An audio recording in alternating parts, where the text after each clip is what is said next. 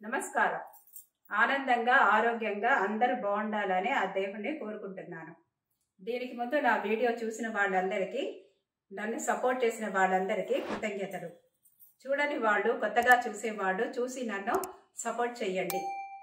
వినాయక చవితి సందర్భంగా 9 రోజులు 9 ప్రసాదాలు చేస్తున్నాను. నైవేద్యంగా మనము 9 రోజులు కూడా పెడతాం కదండి. నేను 9 రోజులు 9 ప్రసాదాలు చేస్తున్నాను.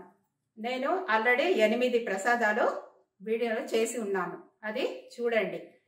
ఈరోజు 9వ ప్రసాదము పంచ కజ్జాయి అని దాని పేరు. అది ఎలా తయారు చేయాలో చూపిస్తాను.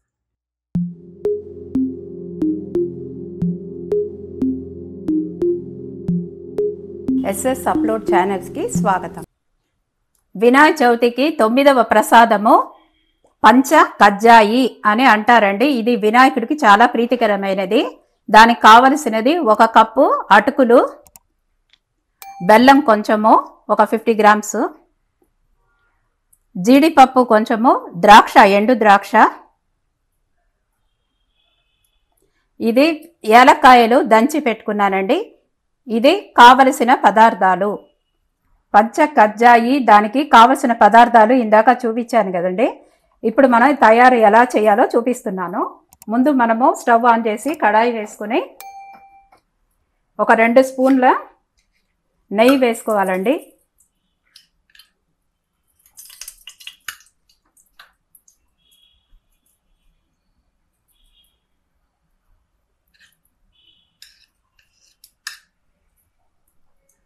నెయ్యి వేసుకున్న తర్వాత ఈ డ్రై ఫ్రూట్స్ వేసుకోవాలండి. అందులో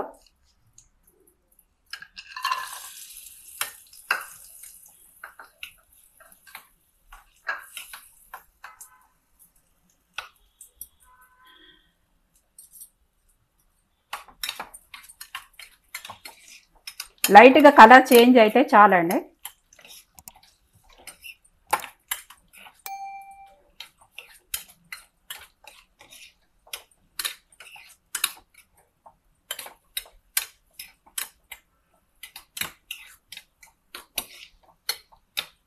ఇప్పుడు కలర్ చేంజ్ అయిందండి. ఎండు ద్రాక్ష కూడా బాగా అయిపోయింది. ఇప్పుడు దీన్ని మనము బౌల్లో వేసుకుంటున్నాను.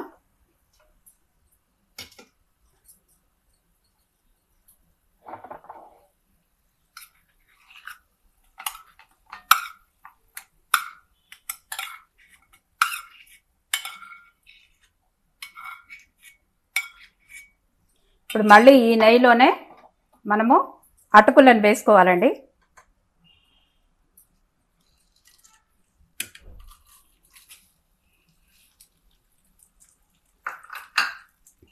ఒక 2 నిమిషాలు వేయించాలి.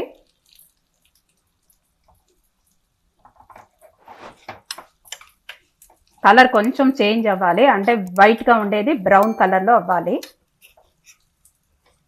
ఇది వినాయకుడికి చాలా ప్రీతికరమైనదండి. నాకు కూడా తెలిసిన వాళ్ళు చెప్పారు ఇది, అందువల్ల నేను కూడా ఇంట్లో వినాయక చవితి రోజు ఇది చేస్తాను.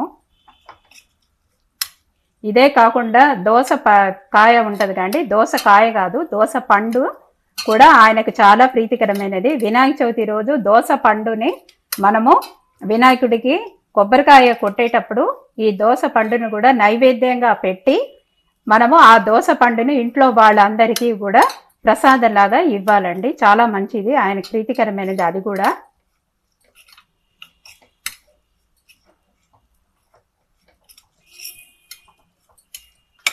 కొంచెం కలర్ చేంజ్ అవుతూ ఉందండి, మాడిపోకుండా చూసుకోవాలి.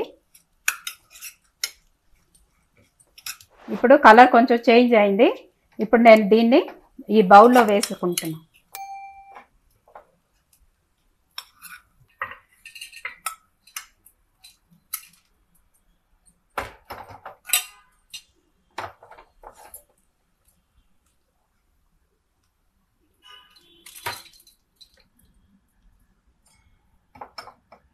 ఇప్పుడు మనం ఏం చేయాలంటే బెల్లం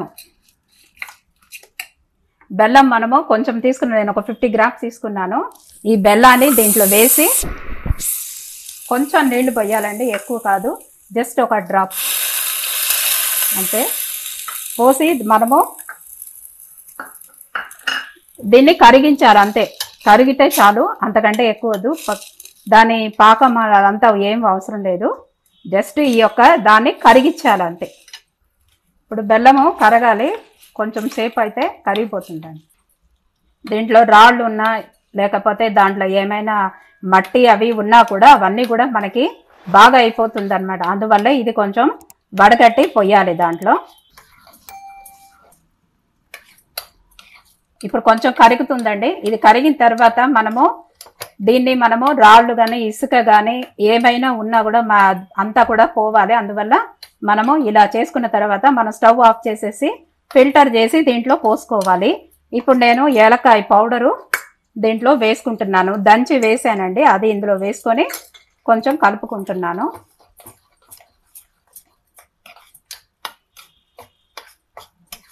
మంచి ఏలకాయ వాసన వస్తుంది బాగా. అయిపోయిందండి. ఇప్పుడు దీన్ని మనము స్టవ్ ఆఫ్ చేస్తున్నాను.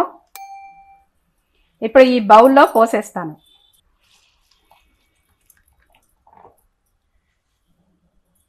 ఇప్పుడు ఇది కొంచెం చల్లారిన తర్వాత దీన్ని బాగా కలిపితే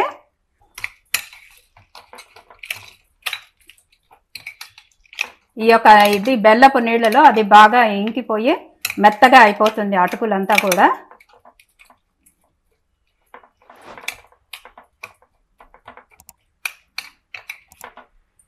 ఇది కొంచెము ఆరే వరకు ఇలాగే పెట్టేస్తే అయిపోతుందండి. ఇది పంచకజ్జాయి అంటారండి. ఇది ప్రసాదము, వినాయకుడికి చాలా ప్రీతికరమైనది. మీరు కూడా ఆ రోజు వినాయక చవితి రోజు ఈ ప్రసాదం చేయండి. పంచకజ్జాయి రెడీ అండి. నన్ను సపోర్ట్ చేయడానికి సబ్స్క్రైబ్ చేయండి, ఎంకరేజ్ చేయడానికి లైక్ చేయండి, మీ వాళ్ళందరితోనూ షేర్ చేయండి. నమస్కారం.